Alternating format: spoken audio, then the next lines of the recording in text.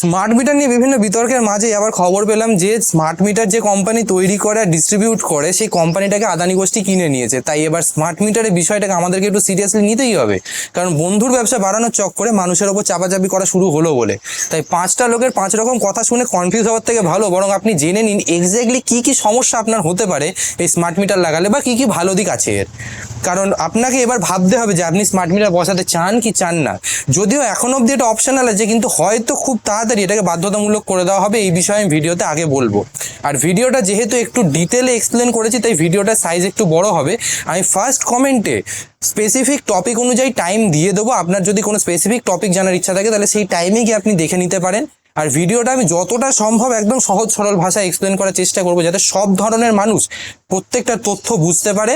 আর রাজনৈতিকভাবে নিউট্রাল রাখবো আমি পুরো ভিডিওটাকে, শুধুমাত্র তথ্য নির্ভর হবে এই ভিডিওটা। তাহলে আমরা আজকের ভিডিওতে যেগুলো কভার করব সেটা হলো স্মার্ট মিটার কী এবং কিভাবে কাজ করে, কিছু সাধারণ প্রশ্ন উত্তর যেমন এই মিটার বসাতে কত টাকা লাগবে, বা রিচার্জ শেষ হয়ে গেলে কি সাথে সাথে আপনার বাড়ি কারেন্ট চলে যাবে। 3 নম্বর হলো আসল আশঙ্কার জায়গা, যেটা মানে মেন প্রবলেম, সেটা নিয়ে আমরা আলোচনা করব।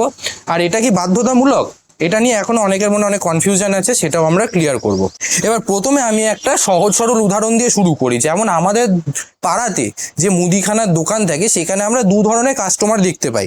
প্রথম ধরনের কাস্টমাররা কি করে, সারা মাস ধরে মুদিখানার দোকান থেকে জিনিসপত্র কিনে আনে, মাসের শেষে যে বিলটা হয় সেটাকে দোকানে গিয়ে টাকাটা পে করে দেয়। এবার আমাদের বাড়িতে এখন যে মিটারটা লাগানো আছে সেটা এই নিয়মেই চলছে। আপনি সারা মাস ধরে আপনার যত ইচ্ছা ইউনিট বিদ্যুৎ ব্যবহার করলেন, করার পর একজন লোক এলো, সে দেখে বলে দিল যে আপনাকে কত টাকা দিতে হবে, আপনি মাসের শেষে সেটা পেমেন্ট করে দিলেন। এবার মুদিখানার দোকানে দ্বিতীয় ধরনের কাস্টমার কারা থাকে, যারা মাসের প্রথমেই নগদ টাকা দিয়ে একবারে মাস কাবারই কিনে নিয়ে চলে আসে, আর মাসের মাঝখানে যদি খুচরো একটা দুটো কিছু জিনিস দরকার হয় আবার গিয়ে কিনে নিয়ে চলে আসে। এই কনসেপ্টে কাজ করবে যে স্মার্ট মিটার, অর্থাৎ আপনাকে প্রথমে কিছু অ্যামাউন্ট অফ টাকা দিয়ে কিছু অ্যামাউন্ট অফ ইউনিট বিদ্যুৎ কিনে নিতে হবে। এবার সেটা আপনি ব্যবহার করতে করতে যদি শেষ হয়ে যায় তাহলে আপনাকে আবার টাকা দিয়ে সেটাকে রিচার্জ করতে হবে, ঠিক যেমন আমরা ফোনে রিচার্জ করি, সেম ব্যাপার। এইবারে কথা হলো যে এই মিটারটাকে স্মার্ট কেন বলা হচ্ছে।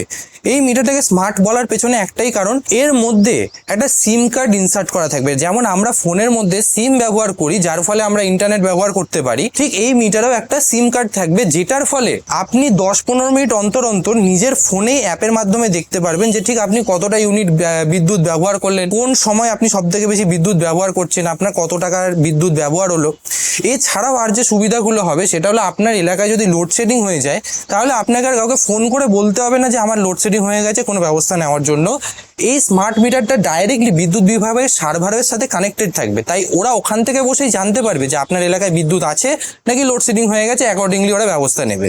তাছাড়াও আরেকটা যেটা সুবিধা, যে আপনার প্রত্যেক মাসে একজন লোক আপনার বাড়িতে আসে, মিটার চেক করে, সে আপনাকে বিল ধরিয়ে দিয়ে যায়, তারপর আপনি পেমেন্ট করেন। এইসবের কোনো দরকারই পড়বে না, কেন এই পুরো প্রসেসটাই অটোমেটিক প্রসেস।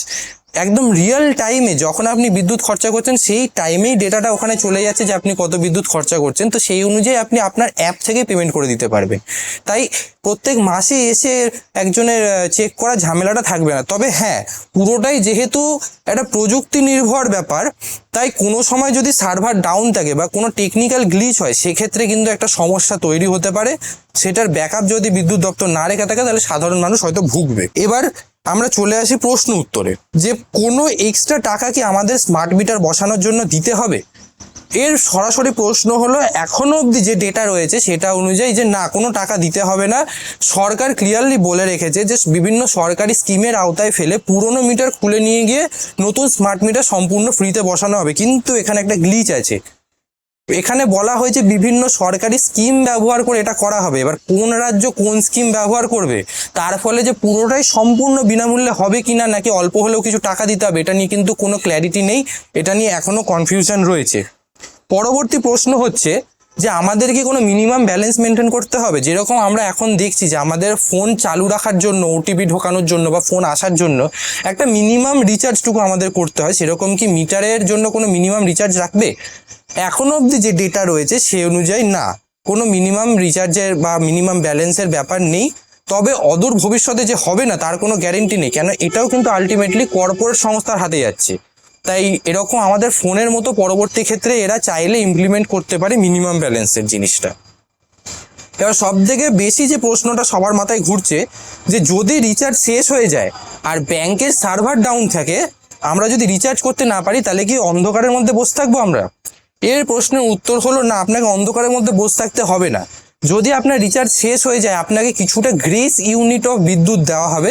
যেমন ধরুন আপনি 300 ইউনিটের জন্য রিচার্জ করেছিলেন, আপনি 300 ইউনিট খরচা করে ফেলেছেন। এবার আপনি রিচার্জ করতে গিয়ে দেখলেন যে আপনার ব্যাংকের সার্ভার ডাউন আছে, আপনি রিচার্জ করতে পারছেন না। আপনাকে ওরা হয়তো 100 ইউনিট ফ্রিতে দেবে, মানে ফ্রি নয়, গ্রেস ইউনিট দেবে। এবার এই 100 ইউনিট যতক্ষণ আপনি যতক্ষণে রিচার্জ করতে পারছেন ওটা চলবে। এবার তার আগে যদি এই ইউনিট শেষ হয়ে যায় তাহলে কিন্তু আপনাকে সত্যি ওই হাতে হ্যারিকেন নিয়ে বসে থাকতে হবে, কারণ তারপরে আর কোনো বিদ্যুৎ চলবে না যতক্ষণ না আপনি রিচার্জ করছেন। আর হ্যাঁ, এই যে গ্রেস ইউনিট মানে এই যে 100 ইউনিটটা আপনাকে এক্সট্রা দিল, এটা কিন্তু পুরোপুরি ফ্রি নয়। পরবর্তীকালে আপনি যখন রিচার্জ করবেন তখন এই 100 ইউনিটের টাকাটা কিন্তু ওরা কেটে নেবে, এটা একটু মাথায় রাখবেন। এবার প্রশ্ন হলো যাদের অনলাইন পেমেন্ট করার সুবিধা নেই বা যারা গ্রামের দিকে থাকে, যারা আমরা দেখেছি যে গ্রামের দিকে অনেক মানুষেরই অনলাইন পেমেন্টের ব্যবস্থা থাকে না, তো তারা কিভাবে রিচার্জ করবে? এই যে এতদিন আপনারা যে অফলাইন জায়গাগুলোতে, বিভিন্ন যে বিদ্যুৎ দপ্তরগুলোতে বা কোনো অফিসে গিয়ে যে পেমেন্ট করতেন লাইনে দাঁড়িয়ে, সেই অফিসগুলোতেই কিন্তু এই যে স্মার্ট মিটারে রিচার্জ করা হবে অফলাইনে। তাই আপনার যদি কোনো কারণে অনলাইন রিচার্জের ব্যবস্থা না থাকে আপনি চাইলে গিয়ে ওখানেও রিচার্জ করতে পারেন। তবে হ্যাঁ, এখানে একটা বড় প্রবলেম হচ্ছে, কোনো কারণে যদি পরপর বহুদিন সরকারি ছুটি থাকে আর সেই দপ্তর বন্ধ থাকে, আর যদি আপনার রিচার্জ শেষ হয়ে যায় আর গ্রেস ইউনিটও শেষ হয়ে যায়, তাহলে কিন্তু ওই যতদিন ছুটি থাকবে আপনাকে ওই অন্ধকারের মধ্যেই বসে থাকতে হবে। এটা একটা সমস্যা। আচ্ছা, যে মাসে স্মার্ট মিটার লাগাবে সেই মাসের বিল আর স্মার্ট মিটারের রিচার্জ, অর্থাৎ ডবল খরচা করতে হবে আমাদের? এটার উত্তর হচ্ছে হ্যাঁ, আপনার পকেটে কিন্তু এটার জন্য টান পড়বে। যদিও এরা বলছে যে লাস্ট যে মাসের বিল, ধরুন আপনি এই জুন মাসে স্মার্ট মিটার লাগাচ্ছেন, তা জুন মাসের যে বিলটা আপনার বাকি আছে সেটাও আপনাকে দিতে হবে, প্লাস স্মার্ট মিটারটা চালু করার জন্য আপনাকে একটা আলাদা করে রিচার্জ করতে হবে, তার মানে ডবল খরচা। এবার এরা বলছে যে জুন মাসের বিলটাকে আপনি চাইলে ইনস্টলমেন্টে দিতে পারেন, আর এই স্মার্ট মিটারের রিচার্জটা আপনি পুরোটা একসাথে করতে পারেন। কিন্তু সে যাই হোক, আপনার একটা এক্সট্রা বার্ডেন হবেই। এবার সব থেকে বড় আসল আশঙ্কার জায়গা হচ্ছে কর্পোরেট নোংরামি। দেখুন, আমরা ইন্ডিয়াতে বাস করি, এই ভারতের মধ্যে কর্পোরেট নোংরামিটা আমরা সব থেকে বড় এক্সাম্পল দেখতে পাই আমাদের যে ফোনের রিচার্জ সিস্টেম সেটা। আপনারা সবাই দেখতেই পাচ্ছেন যে দিন দিন কিভাবে এই রিচার্জের টাকা হু হু করে বেড়ে যাচ্ছে, তার উপর এই মিনিমাম ব্যালেন্সের চক্কর, তার উপর বলছে যে এই রিচার্জ করা যাবে না, ওই রিচার্জ করতে হবে। যে এই যে কর্পোরেট নোংরামিটা হচ্ছে, এই যে আমরা স্মার্ট মিটার বসাবো এটার সাথেও কিন্তু বিভিন্ন কর্পোরেট গোষ্ঠীর নাম অলরেডি যুক্ত হতে শুরু করেছে, আমি ভিডিওর প্রথমেই যেটা বললাম।